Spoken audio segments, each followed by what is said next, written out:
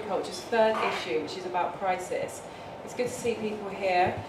My name is Antonia Dawes and I chair the journal alongside the editor Iridan Kala, who's here tonight, the art editor Alexis Milne, our sound editor Beatrice Ferrara, and Ayana Smythe, who's putting together a review section for future issues. Irida's here, like I said, but Alexa, Beatrice and Ayana are based in Europe and the US, so we're quite an international group now. And I know there's a few people tonight who wanted to say hi to Alexa. Unfortunately, she hasn't been able to make it due to work commitments, and sends her apologies.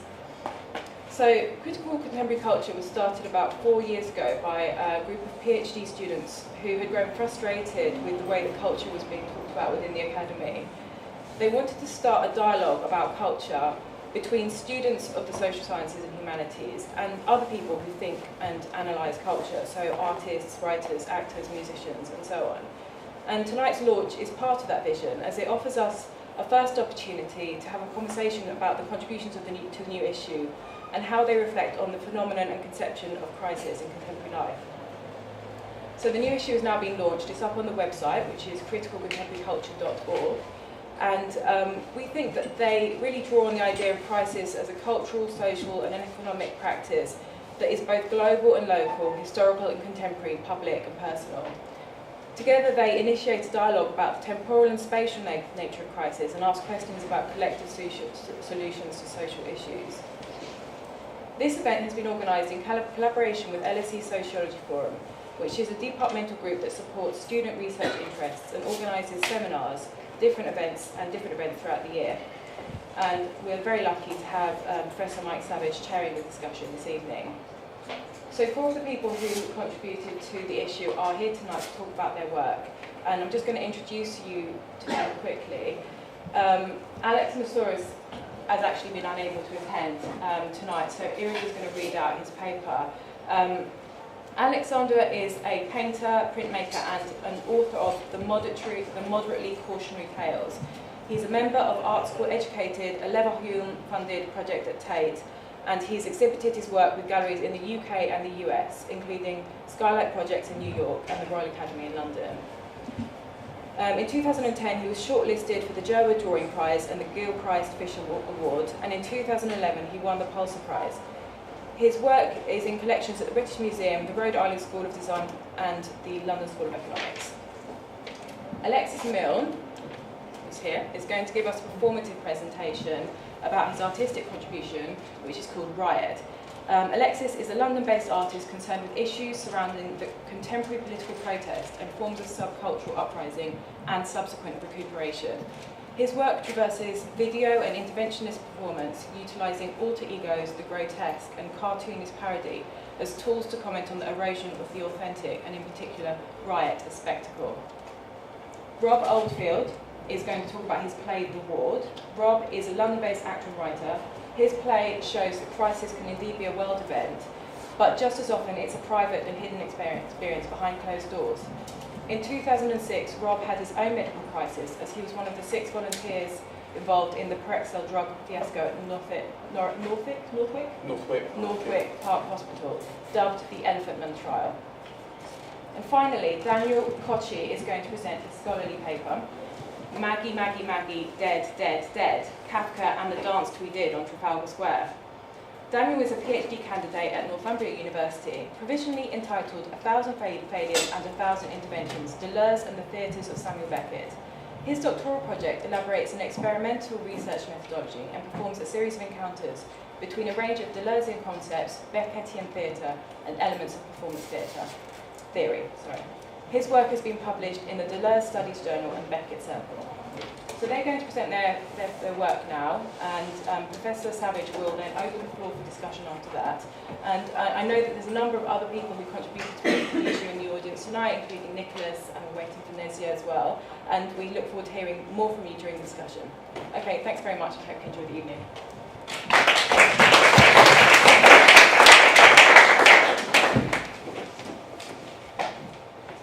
Just make a start now. It's not my papers. I'm just gonna read Alex's papers on his work. Originality for me is the crisis of the art world.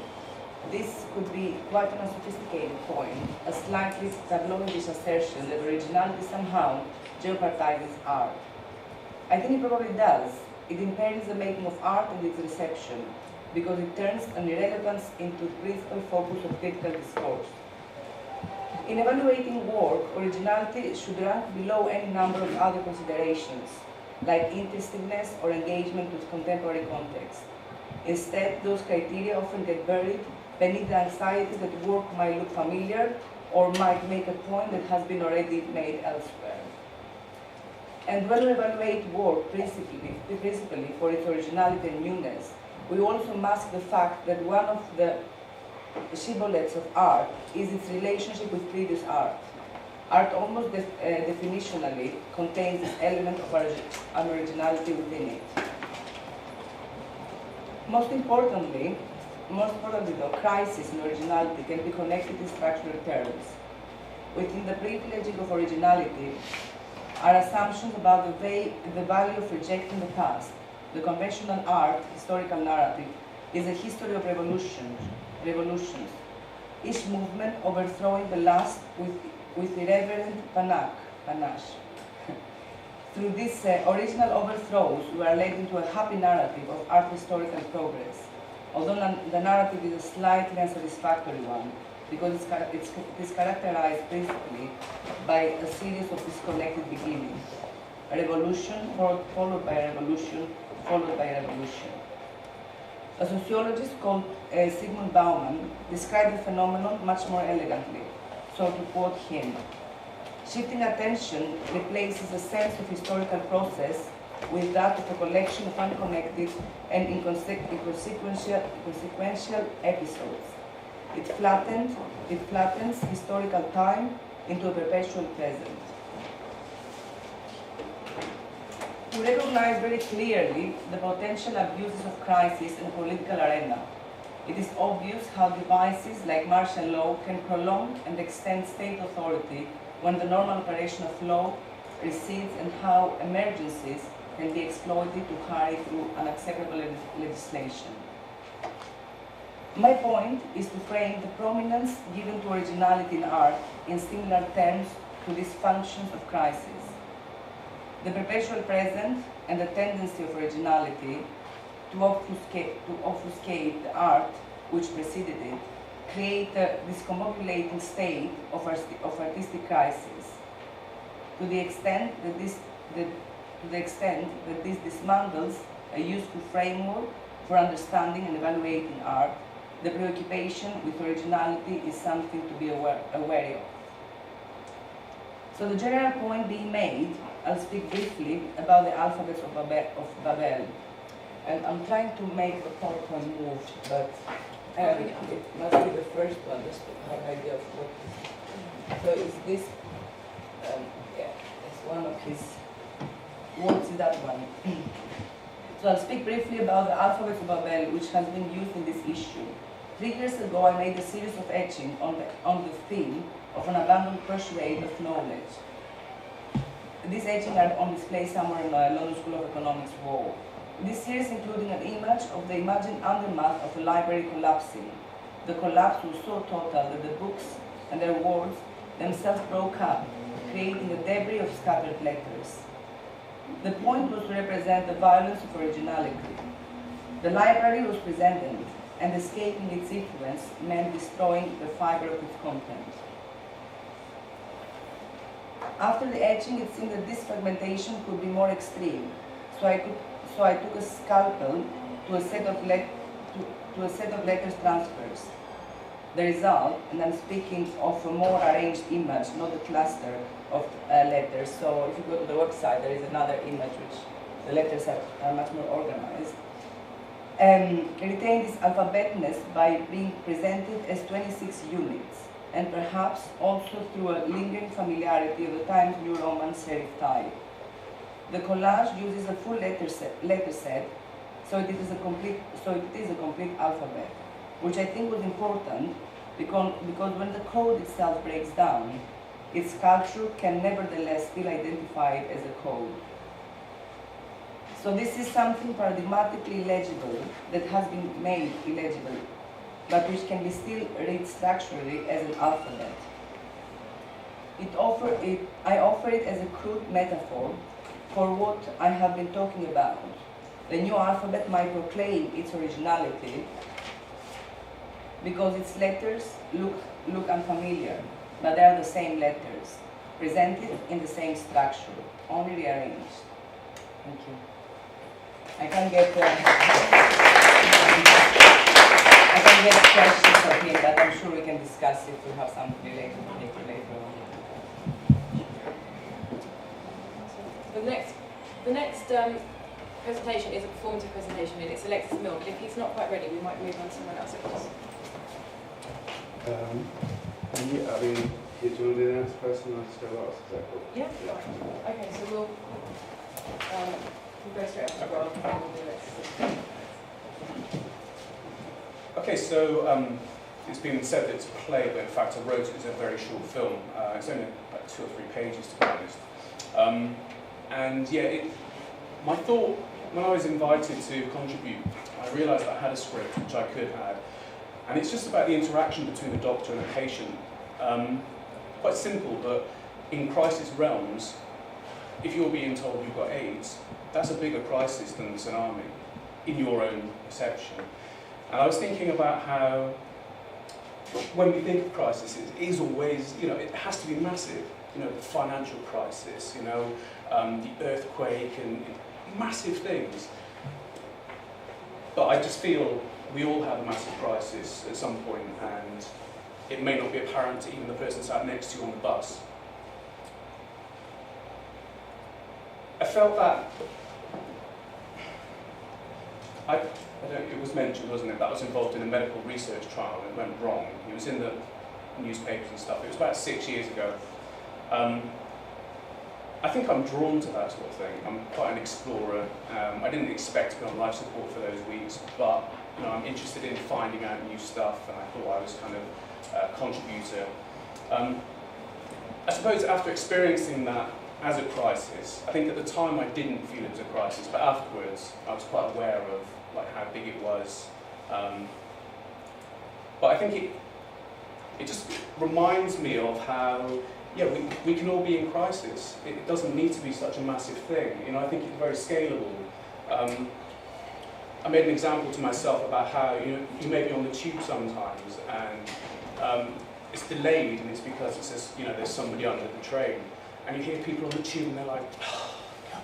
It's like that person's dead, and you're worried about getting back for EastEnders, And I was pondering on it, and I thought, when I've been in that situation, which has only been about twice, I kind of felt honoured to have witnessed that inconvenience, because that person's life has, culminated into killing themselves. So, I suppose it's not really like I've got a huge amount to say about the subject, but I just think whenever you do see somebody on the bus who looks a bit miserable, it might be you one day, and it might be because you just had some terrible news. So, maybe just throw that person a quick smile, and it might make all the difference.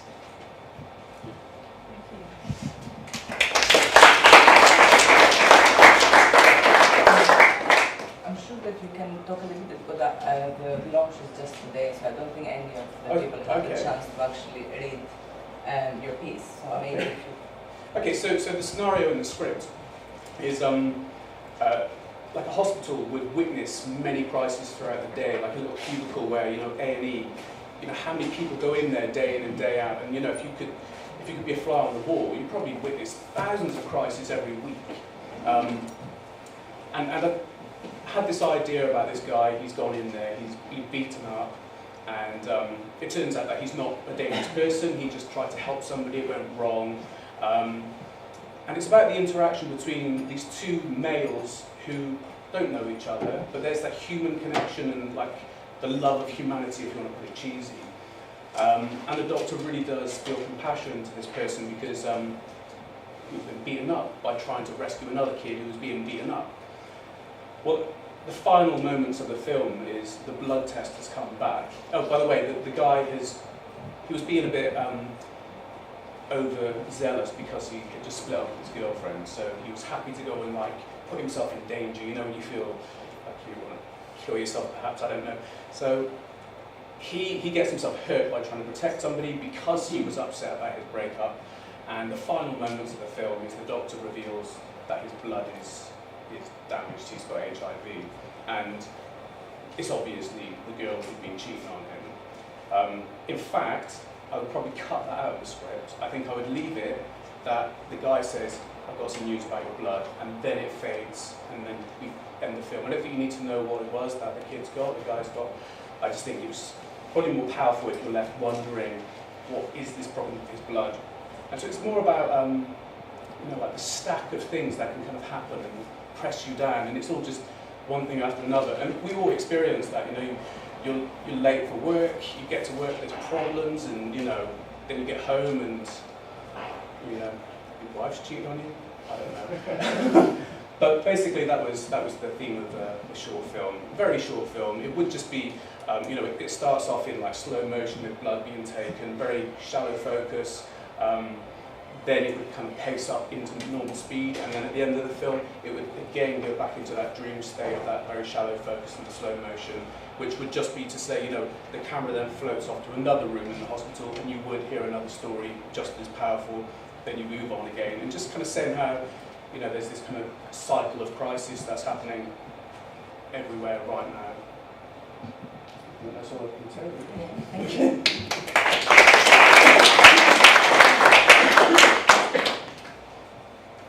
And Daniel. Yes.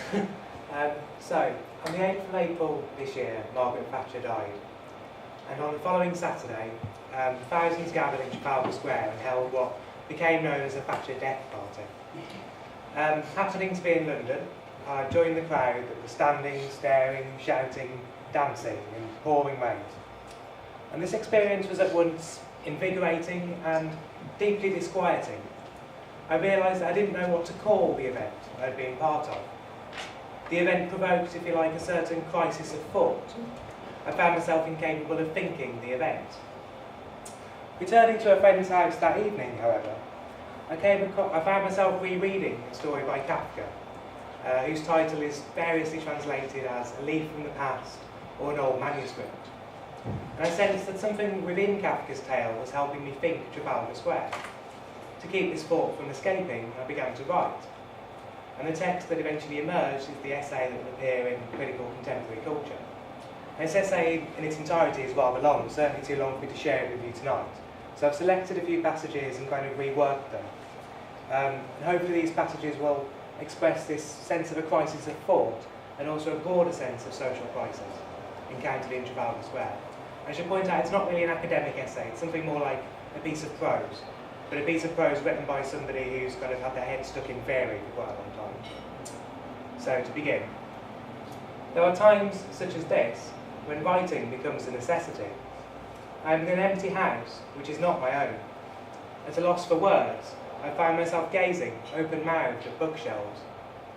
Kafka, in an unfamiliar edition, and now I realise an unfamiliar translation. Turning its pages, I discover a tale whose title I must have forgotten. The story itself, such as it is, being the brief testimony of a shoemaker who finds his country inexplicably overrun by a nomadic northern tribe, I remember quite well. As I read it, that is, I remember it quite well. But the title I had forgotten. In any case, I read. How they have done it, I do not know, but they have pushed right through to the capital, which is a very long way indeed from the frontier. Anyway, here they are, and there seem to be more of them each day. From his first words, Kafka's Shoemaker is resigned to his country's fate. He begins, it would seem that there is much about the defence of our fatherland, which has been neglected, and ends with the nation's emperor and his guards withdrawn into their palaces. The salvation of our fatherland is left to us craftsmen and tradespeople. But we are not equal to such a task, nor indeed do we ever claim to be capable of it. This is a misunderstanding, and it is proving the ruin of us. His whole life, Kafka's Shoemaker must have believed, without pausing to consider it, that his rulers and their armies would protect him. Now, with the nomads encamped in every doorway of his city, the law in which he had always entrusted has simply melted away. What is most unnerving in Kafka's tales is just how quickly his people adjust to their new realities. What was unimaginable becomes undeniable fact. Like Gregor in the Metamorphosis, or Joseph K in the Trial, Kafka's Shoemaker awaits to discover that he must now make do and get on in a world quite unlike the one left behind the night before. Kafka's Shoemaker has no anger towards the Nomads. A sensible man, and Kafka's heroes are always sensible men, cannot be angry with something he cannot even begin to understand. It is all a great misunderstanding. Something has gone wrong, but this something, like the broken chromosome that disfigures Gregor's DNA, is buried too deeply in the fabric of reality. Whatever it is that has happened and is happening, it remains as inexplicable as the Nomads themselves. Conversation with the Nomads is impossible. They don't speak our language, and in fact barely have one of their own. Among themselves, they communicate much as jackdaws do. This jackdaw squawking constantly fills our ears. They neither understand, nor have any desire to understand, our way of life, our institutions, and so as a result, even our sign language is willfully incomprehensible to them. They take whatever they need. You can't say that they employ force. When they grab at something, you simply stand aside and let them have it. There are times such as this, when writing becomes a necessity. Kafka's Shoemaker, living a language so different to the Nomad's own, has hopes of neither understanding them, nor making himself understood. He must fail, just as he must fail to act against them. All that is left, and it is so little, is the writing of words that may one day be found. Reading his words, I am damp and I smell like a wet dog. Tonight, for hours, I stood and stared open-mouthed beneath the rain that kept falling upon Trafalgar Square. This is a lie. Days have passed, and the first glimmer of a thought that compelled me, a few nights back, to begin writing, has almost already faded into almost nothing. I am damp, and I smell like a wet dog. I cannot get my one little thought in order. Kafka's tale, I began to think, leaves open strange possibilities. What if his Nomads, upon entering the city, were simply surprised to find it there? What if their tribe, over half-forgotten centuries, had always passed this way, but found only open fields lying ready for their camps, forests waiting for their huntsmen? If so, how can one decide between Nomad and Emperor? Who is truly an invader? Kafka's Nomads make a noise like jackdaws, and while I read his tale a third time through, I remember that Kafka's own name, if I remember correctly, could be translated as crow. Is Kafka, the writer who chanced upon the testimony of a long-dead shoemaker, himself descended from the Nomads who once overran the shoemaker's city? This Kafka, with great care and labour, must have translated the shoemaker's tale into his own Czech journal, just as the Kafka I have found has been translated into unfamiliar English. First there was the law of the Emperor, then, without violence, for there is no need of violence if there are enough of you, there was the law of the Nomad, whose children, like Kafka, abandoned their tents and became clerks in insurance companies and such like. Every revolution, Kafka once wrote, evaporates and leaves behind only the slime of a new bureaucracy. First one law, then another. But between two laws, there comes the time that Kafka's Shoemaker is compelled to write. You wake up, but before you have even prepared your breakfast, you freeze at the clatter of horses' hooves. Two men enter your bedroom and tell you to get dressed. You find you have transformed into a gigantic insect. And it is in this time the translation becomes impossible.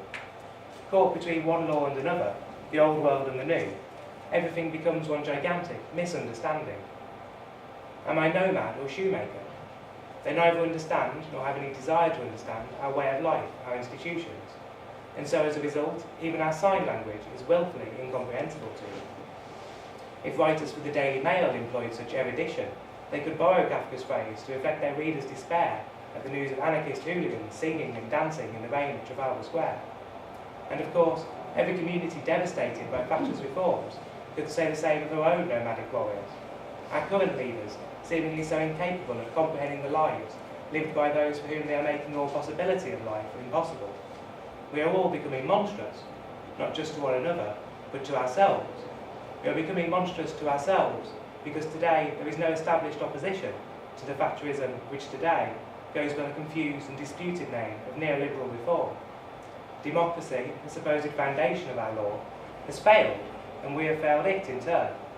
We are becoming monstrous to ourselves because it is becoming all too painfully clear that we do not belong here, that the law that has come and is coming into being cannot comprehend our hopes, our values, our desires.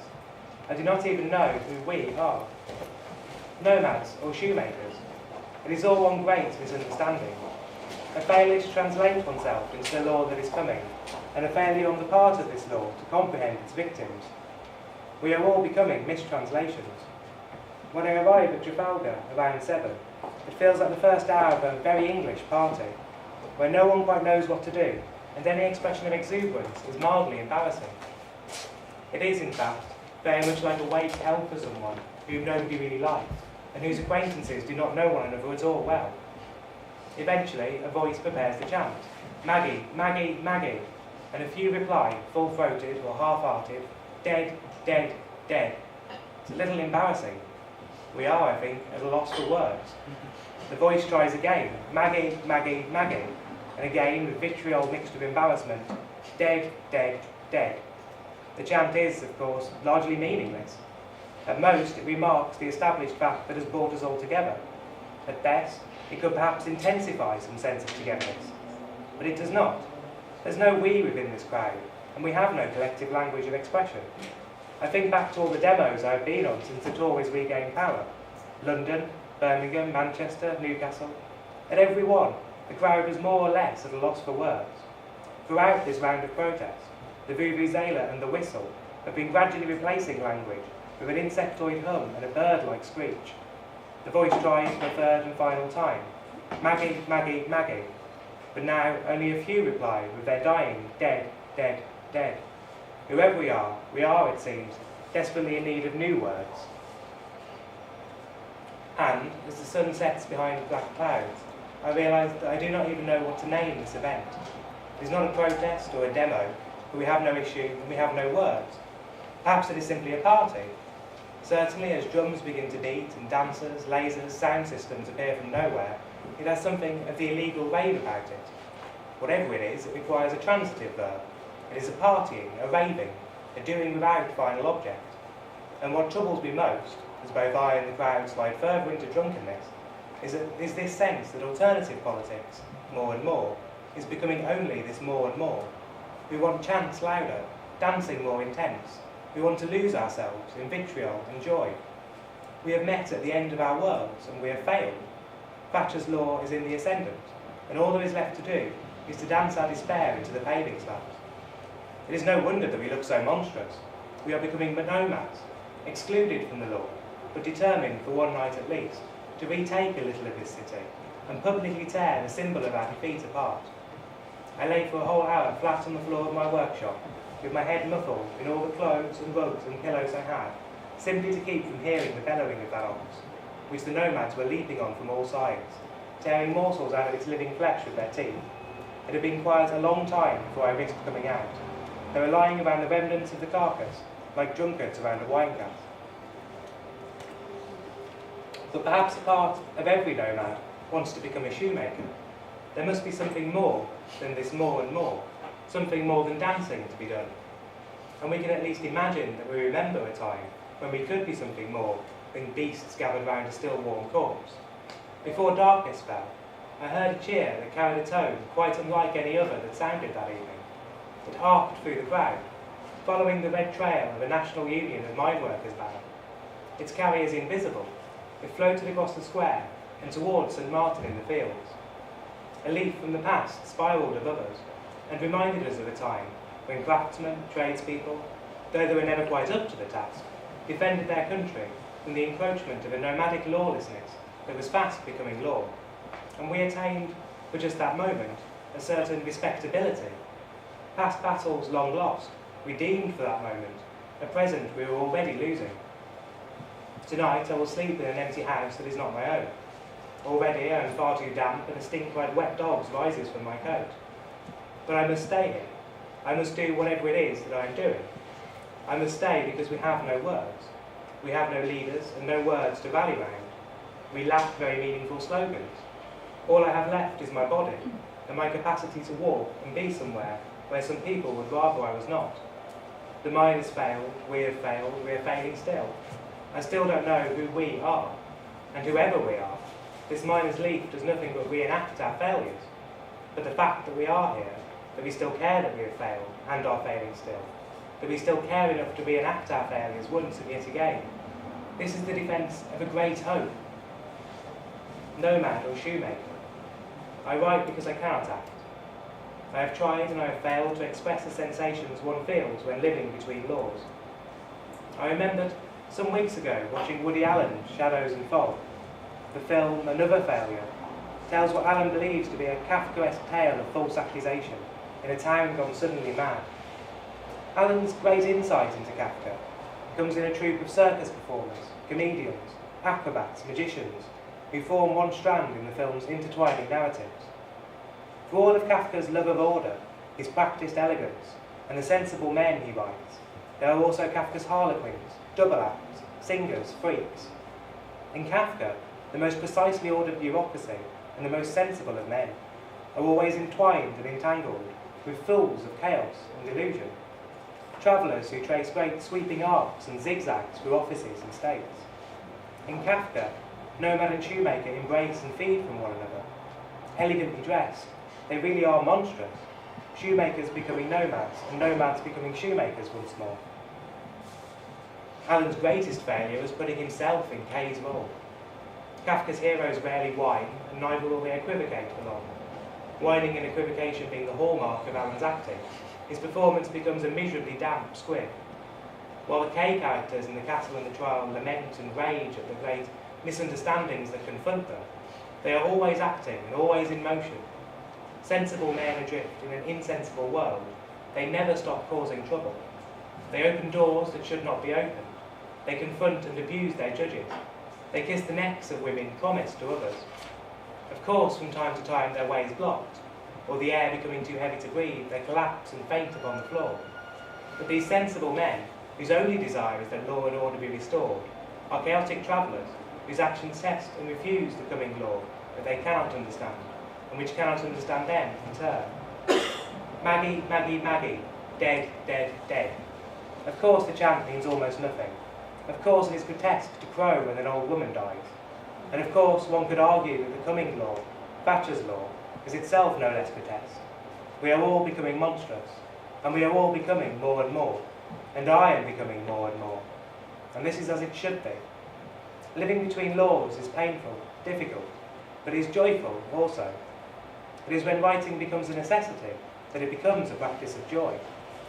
It is joyful because it grasps, while failing to express, Kafka's circus trick of nomad becoming shoemaker, becoming nomad again.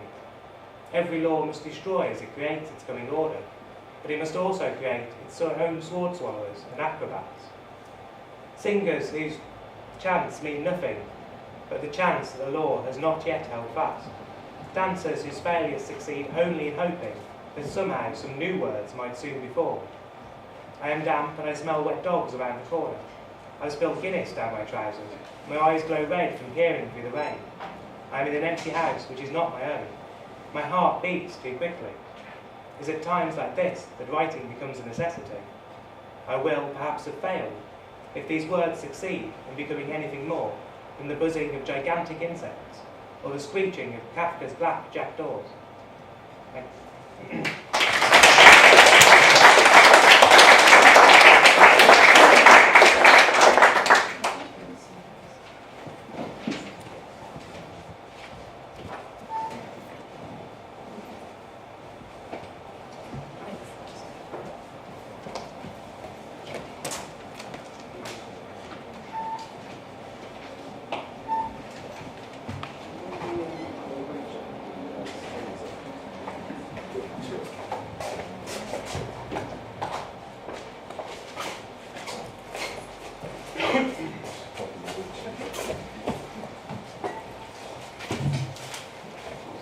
Hi everyone, just bear with me while I just do a bit of setting up.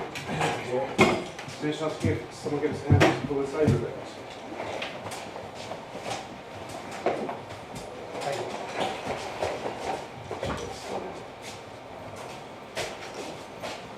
Okay, my name's Alexis Milne.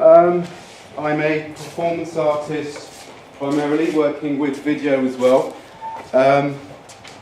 Got asked to come here to contribute to the crisis issue, crisis in culture. I'm not actually going to be showing a riot piece, although it is related. I'm actually going to be showing you a sample performative lecture, which is bordering on the ritual. Been making work recently involving my roots, as it were, as being involved in hip-hop culture from a young age. And is that coming through at all? No.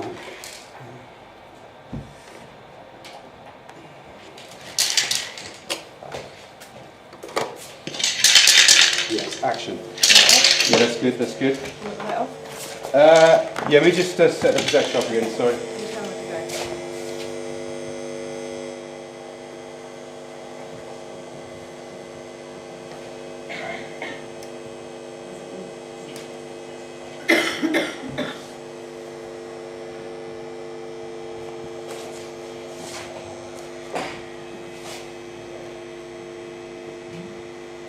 So bear with me while we just get the ritual space ready.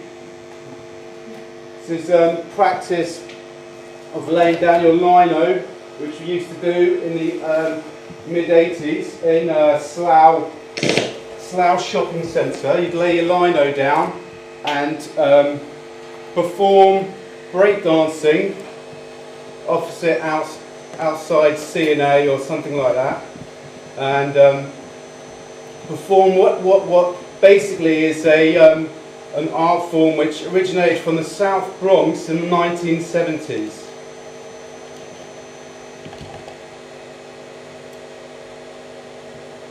If it will let me.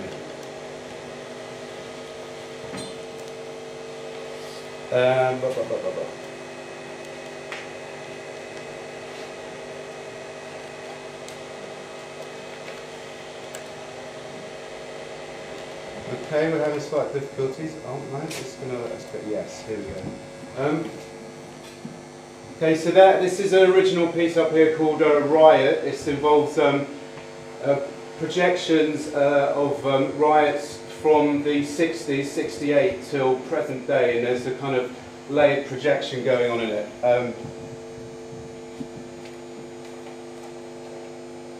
Right, here we go.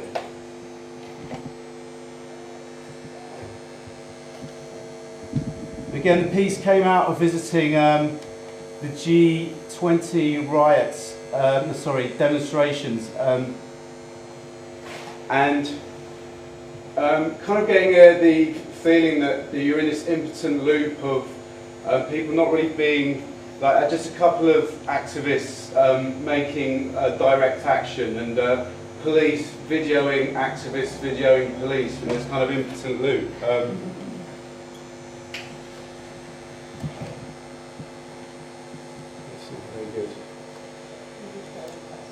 Is there a chance we could, turn the lights off even more? Even more? Is that okay? Cool. Yeah, is that what you need, yeah? Yeah. Everyone else is okay? Okay, don't need you now.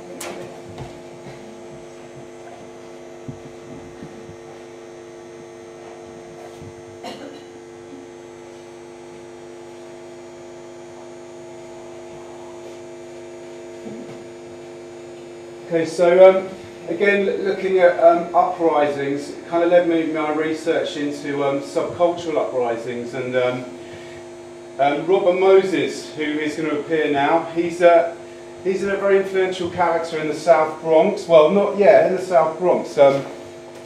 He built a famous road, the Cross Bronx Expressway. The Cross Bronx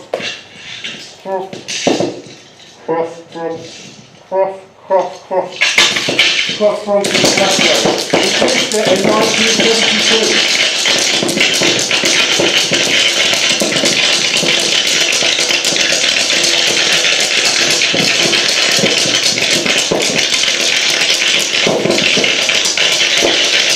When you operate in an overbuilt metropolis, you have to hack your way with a meat axe. This is a Robert Moses quote. This is footage from the South Bronx. It was actually from a film called Wolfen. And as you can see, in 1960, between these dates, the Bronx loses 300,000 inhabitants. This is due to kind of systemic gentrification. A huge road is built through the South Bronx. Also, with the fiscal crisis, what happens is there is policies of neglect. The whole area is starved of its hospitals, fire stations, and general infrastructure to keep it alive. Now, Robert Moses built this huge road, and it basically created a dystopian backdrop.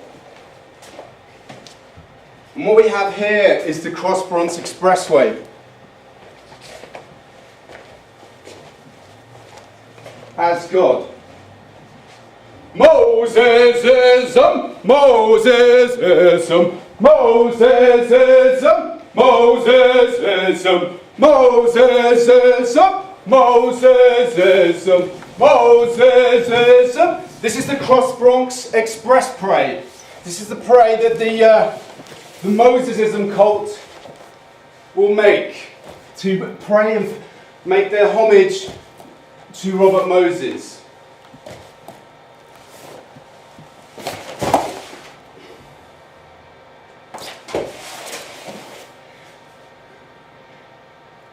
We over-identify with Moses. He is the bringer of hip-hop as we know it, hip-hop culture. Hip-hop culture started in a 7-mile radius of the Cross Bronx Expressway. Here we have an aerial view. Now, the helicopter flies over Manhattan and it moves towards the South Bronx. You'll begin to notice it starts to look like a Second World War Dresden. The whole area looks like it's been bombed. The reason is arsonists are invited in to burn buildings down. This is because it's actually cheaper if you're a landlord to have your building burnt down than it is to have inhabitants in there. And it becomes a widespread phenomenon, and lots of films reference it from the period. This is one called Wolfen. And again, you can see a dystopian bombed out backdrop like a Max Ernst film. Also, as a youth involved in hip-hop, we would see films, documentaries, Style Wars, Wild Style, Beast Street, etc.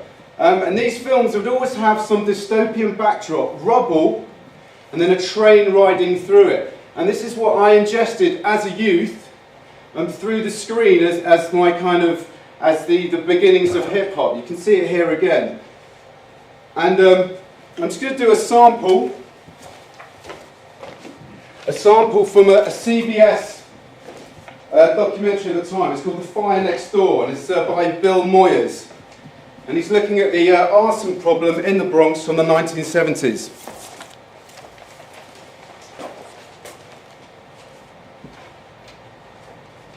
The South Bronx, it has all the superlatives. Highest crime, poorest people, greatest unemployment, worst plight, and the world's record for arson. In just 10 years, over 30,000 buildings have been set ablaze and abandoned here. Many of them good, solid apartment houses built to last 100 years. These were the homes of New York's working people, the Germans, Irish, Jews, and Italians, who paused here on the way to the suburbs and to the American promise fulfilled. Then came the poverty migration. Huge numbers of blacks and Puerto Ricans arrived. As business, industry, and the middle class left, jobs were fewer and fewer. 1,000 jobs were fewer and fewer. Jobs were fewer and fewer. Jobs were fewer and fewer. Jobs were fewer and fewer. Welfare replaced work, and the poor were trapped with nowhere to go. Higher costs, lower profits, and the peculiar chemistry of poverty caused landlords to flee their buildings. The result? A fierce, malignant urban cancer where the arsonist performs the final rite. And this is the rite we will perform this evening. It is the South Bronx arsonist rite, which again references my youth back in Slough in the 1980s in front of CIA in front of CNA. Moses-ism, Moses-ism, Moses-ism, Moses-ism, Moses-ism, Moses-ism, Moses-ism, Moses-ism. We would up rock and then down rock. This is called the crazy legs.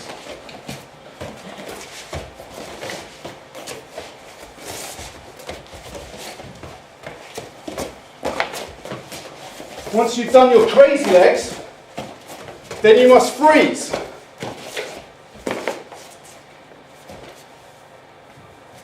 Sometimes a head spin. So, there we were, in Slough, from the South Bronx, from a gentrified system. Head spinning our way through the 80s, and into the unfashionable 90s, where hip-hop becomes unfashionable. No longer can you break dance in shopping malls or in discos, it becomes unfashionable. However, it does become co-opted. It does enjoy a period of resilience and fashion. People start to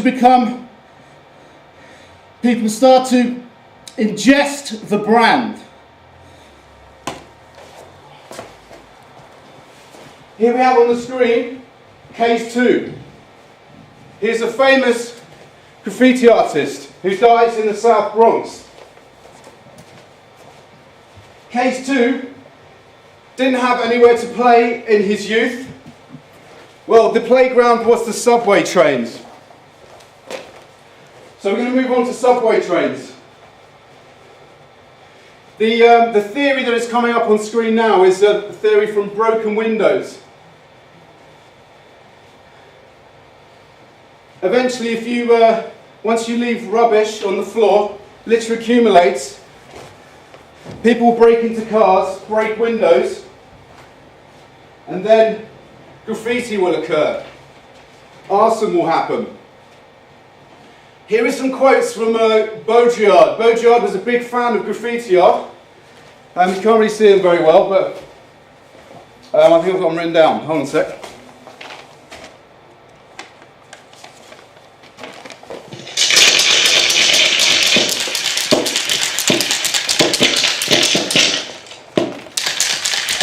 Youths armed with spray paint are enough to scramble the signals of Albania and dismantle the order of signs. Retaliation and reversal of the code according to its own logic on its own terms. It is an identitarian revolt, an anti-discourse as the waste of all the poetic, political, syntactic. They resist every interpretation and connotation, no longer donating anyone or anything.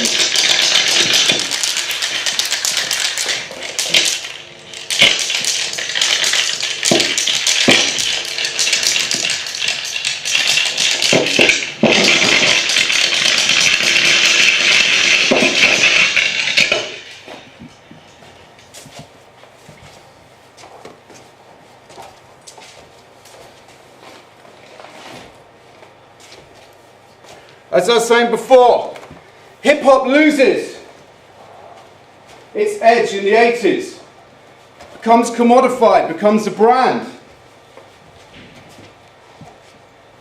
And now, we must perform the next sampled ritual Martinez, Martinez, Martinez, Martinez, Martinez, Martinez, Martinez, Martinez, my Nike Jordans, my Nike Jordans, Martinez, Martinez, Martinez, Martinez. In the last section that we heard previously, it seemed an answer was just a dance.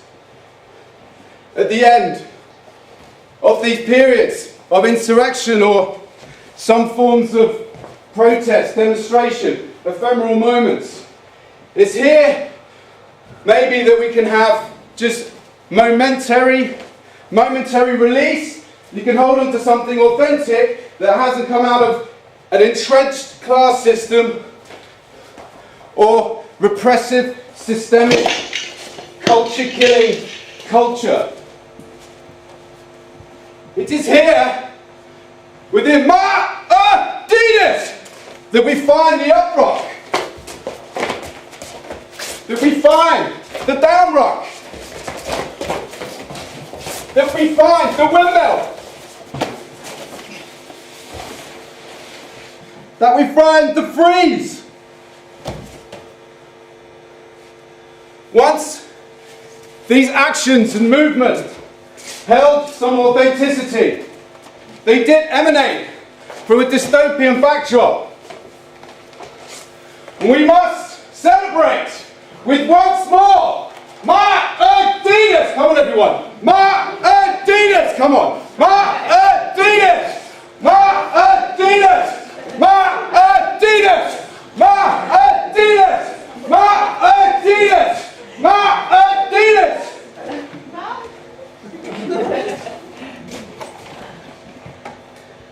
It's here we can let hip hop rest and do the final head spin to finish the ritual.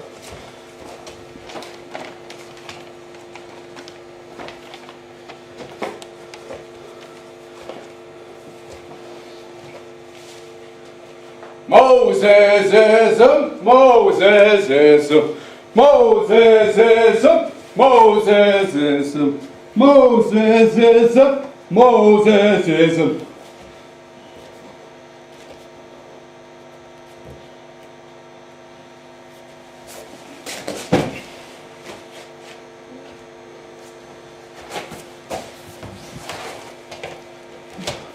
That concludes this evening's lecture.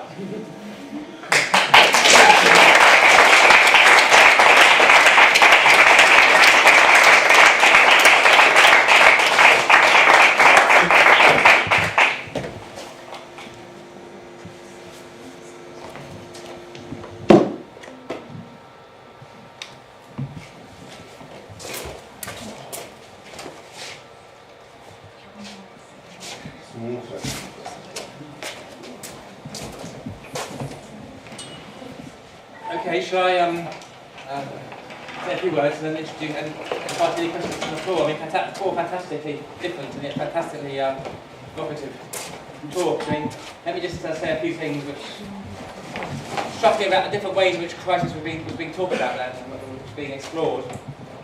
I mean, in some ways, I guess the most obvious way in which we are dealing with crisis is the whole issue of the crisis of the left, which I think Daniel's paper spoke very eloquently. And I was looking back to this when I was a student in the early 80s. The crisis of the left was a perennial theme, really. And in a way, the idea of crisis is obviously you have a crisis and then you either resolve it and you recover or you die. And I think it says what you partly say, in a sense, the left died, at least in a certain format. And I think that's very powerful, and it has left the issue of what are we then confronting. And I think another theme coming out of the papers is the whole issue of authenticity and how authenticity can be configured in a kind of neoliberal, voracious capitalism, which is always trying to make consumption and spectacle and money out of all sorts of human experiences, and how we can configure the private and the kind of the authentic in the face of that. And of course, that has been a long theme, of course, in social thought going back many centuries, it takes on particular set of issues now. I'm thinking partly of the book by Boltanski and Capello, New Spirits of Capitalism, which is the argument is that capitalism has now succeeded by taking on critique. So rather than critique, since being opposed to capitalism, capitalism is now very effective by precisely taking on critical currents and drawing them into its framework. And I think that leaves a really powerful challenge to how we deal with that, really. You can think about how libertarian ideas are taken on board by very successful businesses, ecological ideas, and all the rest of it. So that's very, very challenging. But I think Alexis is really quite powerful too in terms of thinking about crisis being regenerated, and how actually the modes of revolution in New York actually generated a critical counterculture afterwards in ways which could not be anticipated. Hip-hop and stuff. And so actually, however bleak these things may appear to be, they leave in their wake elements and traces which can almost be the seeds of new kinds of counterculture. That then left me, my last point really, before throwing it open, is just about the whole issue of the crisis of knowledge and the crisis of what it means to know what's going on and have an account of what's happening. I think one of the really interesting things about tonight is the different range of genres and forms being used, and so it's a very productive way, I think, of reflecting on. We can't just rely upon standard social scientific or journalistic accounts. We need to rethink our repertoires of understanding, and as those new repertoires can be new modes of challenging contemporary power, and in a sense using crisis creatively. So those are my sort of off-the-cuff thoughts, but I know you all have other things you want to put into the discussion. So who would like to kick off?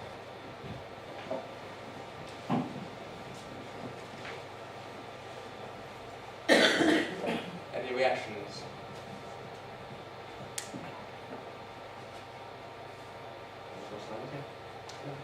Well, I can start with a reaction. I suppose what for me was interesting was by starting with Rob's idea of a very personal crisis, which when we start thinking of what is the next thing to work on, I think was something that came from a personal end as well as a kind of broad idea of crisis. And then thinking of NHS and all the problems with empathy and all these things that you mentioned about.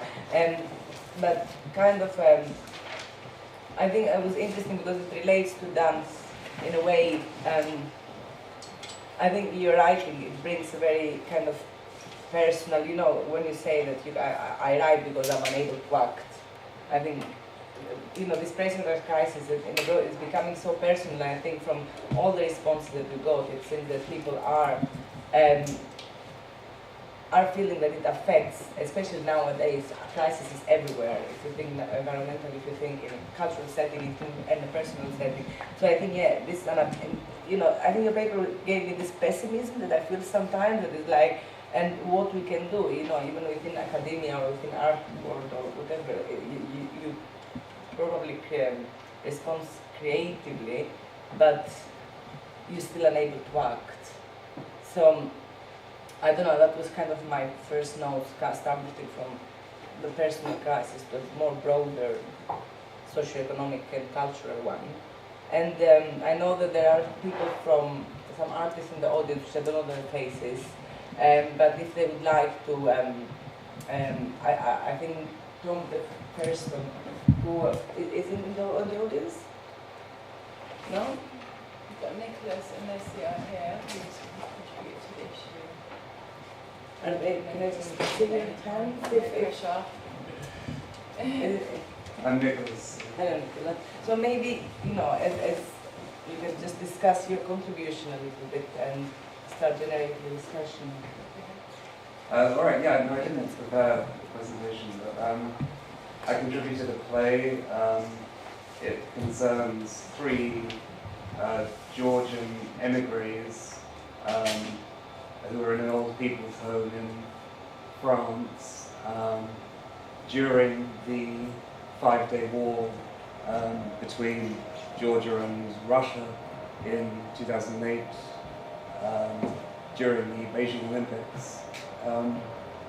And I mean, it's kind of about madness, really, so it's more of a kind of psychological approach to Crisis. But one character, she comes from a very noble background, and she still imagines that she has kind of powers that perhaps her family used to in the past, even though she's in an old people's home in France.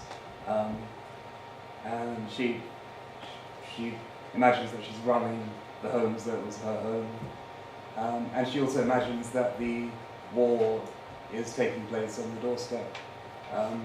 So it's about her kind of response to the war, but also the other two Georgians around her, how they respond to her madness and also to the war as well. One character is kind of in denial, and another plays along with her madness. They're kind of crazy old people, really. So yeah, it's quite a psychological approach.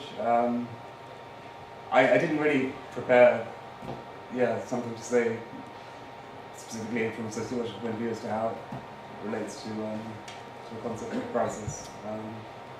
But obviously it is very much about crisis. But kind of a perception. Is that okay to kick off? Yeah, no. Yeah, sure. Hi, my name is Isaac, and I'm not speaking, so. No. Go ahead, say it if you want to. Okay, I wrote a poem to contribute. It's called It Gets Darker, and it basically explores different concepts of crisis in the sense of experiences people from like different walks of life. Like it has little sort of stories inside it. For example, there's one which basically sort of relates to child trafficking. There's another which is more personal about people dealing with growing old and how they feel about that. People dealing with illness, like terminal illness and that type of stuff. And that's the first section of the poem. And in the second section of the poem, I basically flip it around and discuss issues where people sort of overcome crisis, or things seem horrible, like a husband trying to provide for his family and can't get a job, can't get a break, but then he finally manages to break through, or a struggling artist coming up and that type of thing. I just feel that those sort of captured the ideas of crisis, like things that seem completely impossible to get over, and then things which seem bad but eventually they get better. Hi, okay, my name is Christiana. I'm a sociologist as well. I have a bit of provocative comments to make. I think you use the comment, the title "Crisis," and I was just thinking I really like all the pieces, but I just think it is actually the problem, right? To call it crisis. In the sense we criticize something that is constantly making a spectacle of issues that are actually continuum. But we talk about crisis. You talk about this kind of push to authenticity, whereas actually there is maybe, innovation, whereas actually there is not a lot of innovation.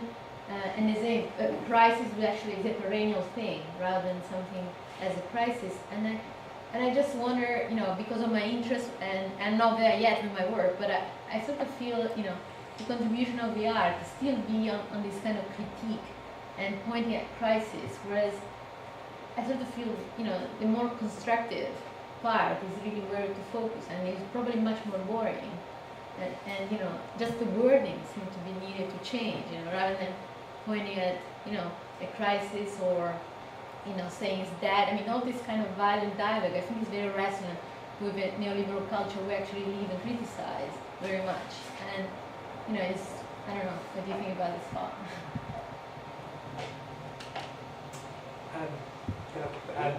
So, in many ways, I agree with you. I think crisis is absolutely permanent. I think particularly you talk about the crisis of the left, this idea, the way it's kind of what Thatcher's death in terms of my article seems to have brought up for a lot of people was this kind of sense that the war was lost long ago, and that kind of this symbol dies, so we kind of reenact that failure. But this idea of I can't act, so I write, It's actually a really good hip-hop phrase, which is if your back is against the wall, turn around and write on it. Which is like about graffiti, you know, if you can't do anything else, turn around and write. You've got to make some sort of mark. And part of the idea of making that mark is that there is a creative response. It's not just about kind of going, oh, you know, we're in crisis, isn't this awful? My job is to tell everyone how awful it is. It's also about the sense that because I don't know how to act yet, I need to do something. I need to begin thinking again. I need to try and think. And one way of doing that is to try and respond creatively. So I mean, just talking about my own work, like this was originally written not really to be shared this broadly. It was kind of written really to win an argument on Facebook about people who were saying you shouldn't go to the death party in Trafalgar, you shouldn't celebrate Thatcher dying, and kind of really having this desperate need to express why I felt this kind of responsibility to go, and also to express it as a kind of a crisis within, you know, myself.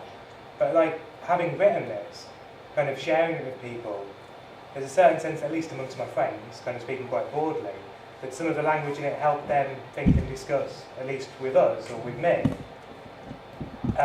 this sense of crisis in a way that we couldn't otherwise. And so it kind of enabled us to think differently in a very, very modest, minor, not very important, but you know, quite nice way. So I think you're absolutely right that kind of this, you know, crisis is always an opportunity. It's always creative, and it shouldn't just be seen as something that we are kind of terrified of, or that we kind of point to and say things have to change. It's something that change has to come from that. It's just a change of perspective, and I completely agree. I think also it's quite hard to talk about crisis without solutions becoming apparent or people putting suggestions in, because it's rare that you'd complain about something or discuss something negative without somebody saying something to the contrary. So I suppose by talking about crisis, it does invoke response. And usually the response wouldn't be to go ahead with, yeah, it is crap. You kind of go, but... Well, what about the fact to point out that's not a crisis, and that's actually a long continuum?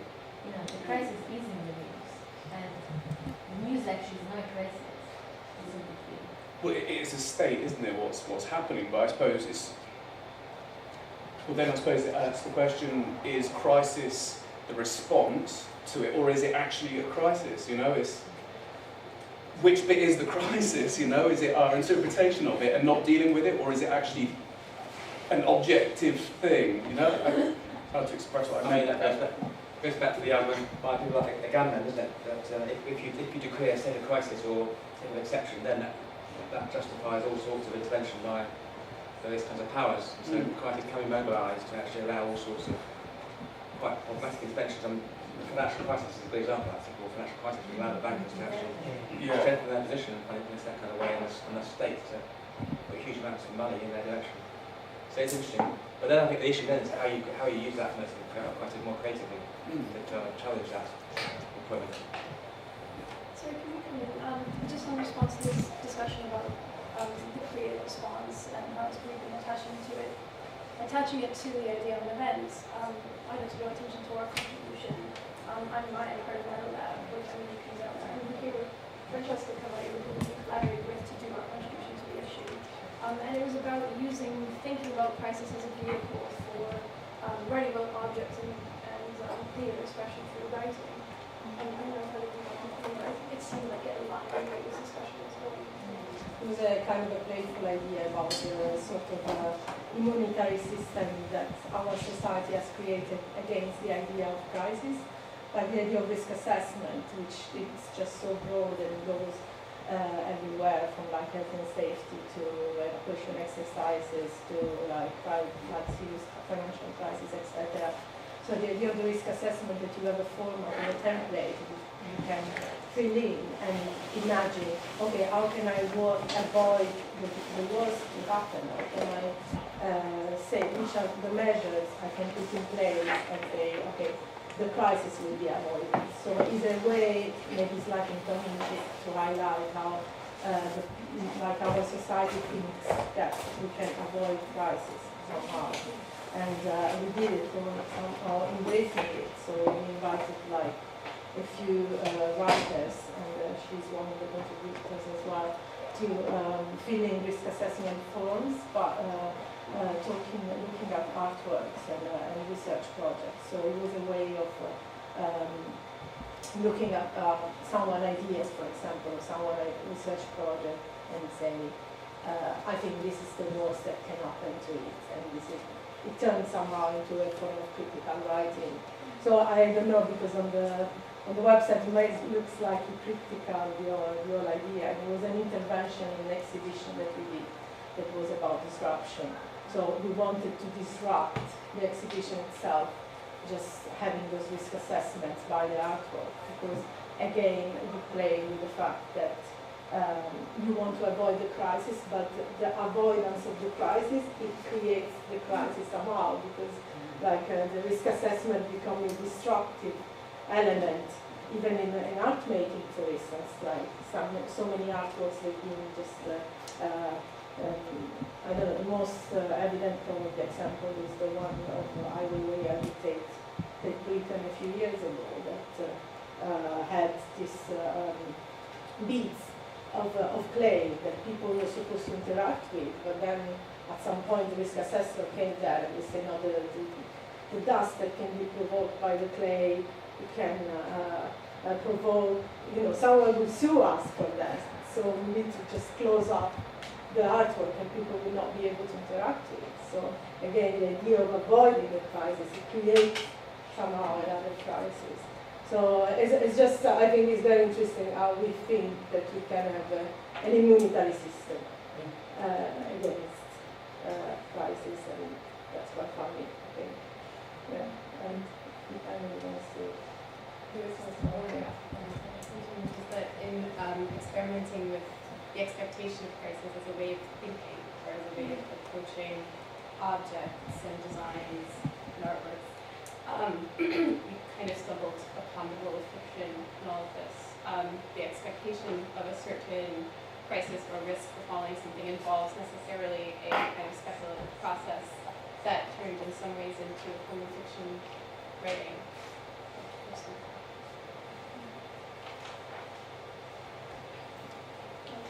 Well, this might echo a bit what Christiana, this might echo a bit what you were saying, but I think one of the things that I've been thinking about through all the different presentations is the notion of crisis and the notion of trauma, and how it became very apparent in Alexis' performative lecture that I think we need to think through maybe the idea that crisis need not be conflated with trauma. In Alexis' lecture, it was a trauma to the landscape. For, I'm sorry, I forgot your name, for your play, it was some sort of medical trauma. And I'm just wondering if it might be possible for us to think about the fact, as Christina pointed out with kind of violent rhetoric, that things are on the continuum, right? And so when we talk about trauma, maybe what we really mean is just pure indeterminacy, and that we talk about crisis, what we mean is pure indeterminacy, that we come to a point or a moment where we don't know what to do because we have all these other moments behind it, and we need to just get to the next thing, right? But need that be a traumatic event? So I wanted to know from the panel and from any of the other contributors if you have thoughts about the concept of trauma crisis. I kind of, I like the idea of trauma, well, this traumatic background, I suppose. I think, it was an interesting period when just before the London riots, 2011, when the student demos were happening, and the financial crash had just happened, and there's all this kind of street protest happening, and the Occupy movement happens, and UK Uncut kind of emerge, and you have all these different forms of kind of resistance to a kind of, I suppose, a period of crisis or traumatic occurrences. And I think they are all, obviously you just get these ephemeral moments where you get like fissures happen, and then you have these, it's kind of like minor uprisings, which always at the time seemed so intense. And I think what was interesting looking over that period is people like UK Uncut, who are doing something quite kind of unspectacular in a way, but with group movements and doing something which isn't, kind of goes against, I don't know, the performative like feel of what I was doing, I suppose. But I do think, yeah, protest will move into a period of just kind of like mass, not so kind of overt action. I think just because it seems so easy to be thwarted now by the state, etc. And I think it is that whole thing of like when there's demonstrations during the financial breakdown, the student and about student fees, etc. And the kettles started to happen. You have always this kind of counter action of people being a creative response to that, and even though it doesn't last long, it's worth I think it is worth holding on to and exploring in culture as fast as you can, and to kind of reclaim it as fast as you can. And yeah, I think, I don't know, I mean, I know in this country it's all like, you know, what does art do? It's pretty, you know, it's pretty pathetic really what it can, you know, achieve really. I mean, there's, when you think of, I don't know, people like Boatyard or whatever, like Russian performance art groups, and people that kind of will go to, you know, go to prison for their art kind of thing. But I don't think that exists wholly here. I mean, I know you have the Greenpeace, but we have like activism in general where people will, you know, put their lives on the line. But I think it is always finding those, yeah, the tactic or the strategy for that moment, however little and however, you know, effective or ineffective, that it just happens. And yeah, it was I think it was, you know, that period was just amazing. I don't know if everyone else was here then or involved in any of those protests, but it was like a continual, I don't know, cycle of like renegotiating space in the city everywhere. It was, you know, it was exciting. Was anyone there? Did anyone attend those stuck in kettles and running away from police and just reforming? And yeah, I mean, it just had it had an energy at that point. And then the London riots happened, and that's another kind of, I don't know, another I don't know, having to absorb that kind of crisis and that sector, or those young people wanting to, I don't know, become invisible in the city as well, in the space. So yeah. Can you say out of the, you spoke about you recognise it as a crisis afterwards? I think that's extremely important, because we often don't, the confusion around that, it was the one recently on the 5th of November, it's like Westminster, I can't remember what it was called, but everybody had the alarms last. And it was such a mess, it was complete. It just seemed like an absolute joke, and there were some people pulling barriers and pulling them back, and everybody had a different slogan on the placard, as I say, just no cohesion, and but I still felt like, yes, as you say, Alexis, that these things need to happen, and that this negotiation is important because it creates an energy, and whatever that means. At the moment, you don't know exactly what you're negotiating, but part of the negotiation is important. I think we're really seeing the effects of 2011 now. I think people are only realising the effect of being made, the grant being taken away, the fees, the reality of the fees is going to set in, it will take a while. So I think even now, us having this discussion is part of it. Just to say that. Any last questions? I just can I add on that, because I think following on, I don't remember Christiana. So when we put the call, I think what we tried to do was think of crisis positively, and I think that was kind of starting with the great meaning of judging the moment of what's happening. And it was interesting that the responses we got were quite, quite good, I think we expect. So there was this response, and I think it relates to the fact that possibly when there is this moment of realization, you need this energy, which is, unfortunately, sometimes it feels very momentary. And then when there is a calmness, crisis is gone, even if it's still there. And I don't know, I feel that sometimes, even with Ryan, it's coming from Greece, so being there in the big energy, where in the big demonstration in Greece, there is a big Yeah, big energy, these things happen, but this happens a week, 2 weeks, and then it's suddenly gone. And then people go back to their normal lives, and the crisis seems to be away. So I think it's how do you deal with this continuity, I suppose. Thinking of all the works. Okay, it's 8 o'clock. I think we should probably adjourn to downstairs. Yeah, so there's drinks and snacks downstairs in bar 53, and I'm going to go ahead and put a note on the door. So you come out of the building, in the academic building, you turn right, and it's the glass door right to your right, and I'll be waiting there. So hopefully we'll see you downstairs and we'll continue the discussion. And thanks so much for coming.